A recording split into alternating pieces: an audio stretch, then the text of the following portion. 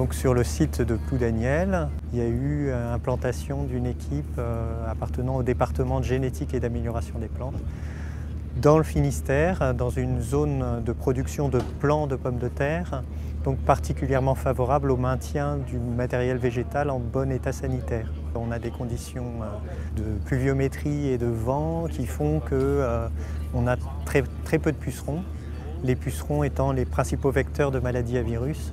Les principaux travaux de l'équipe sur la pomme de terre, d'abord c'est tout ce qui est maintien, conservation, caractérisation et valorisation des ressources génétiques, puisque nous avons une collection très importante de plus de 10 000 clones de pommes de terre ou d'espèces apparentées à la pomme de terre.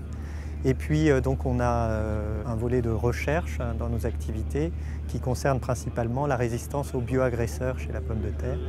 Et en particulier depuis 4 ans, on a recentré nos efforts de recherche sur 2 bioagresseurs très importants, le mildiou de la pomme de terre, dont l'agent principal est Phytophthora infestans, et par ailleurs donc les nématodes à kystes, et en particulier Globodera pallida, qui est un nématode qui provoque des développements de kystes sur les racines et tubercules de pommes de terre.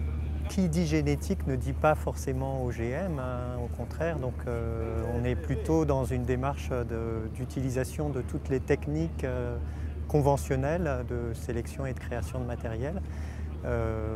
On peut effectivement imaginer des solutions avec la transgénèse, puisque la pomme de terre se cultive bien in vitro, mais actuellement on n'a pas d'application commerciale envisagée dans ce domaine-là.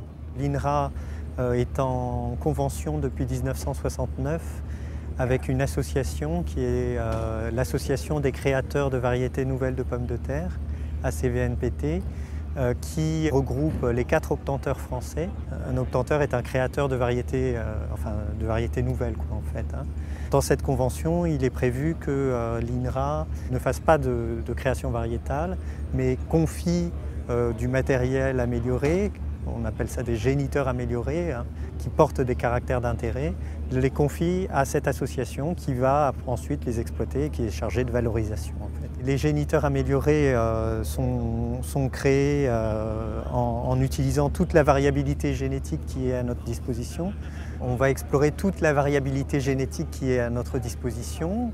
En fait, la pomme de terre est originaire d'Amérique du Sud. En Amérique du Sud, il y a à peu près 200 espèces tubéreuses apparentées à la pomme de terre, donc ce qui représente une variabilité génétique assez large. Et donc, on a introduit en France dans nos collections une partie de ce matériel-là, puisqu'on a une trentaine d'espèces apparentées à la pomme de terre présentes sur le site INRA de Ploudaniel.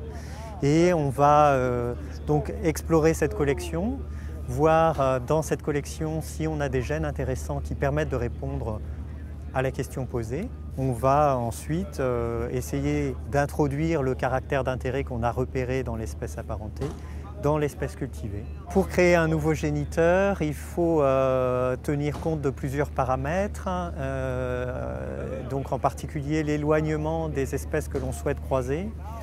Et donc il faut entre 20 à 30 ans pour créer un nouveau géniteur. On est actuellement à plus de 5000 variétés de pommes de terre à travers le monde.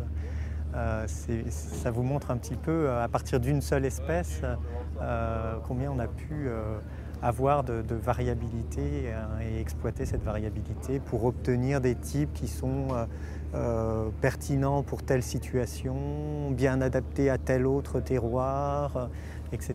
Donc on a vraiment une très grande diversité génétique chez la pomme de terre.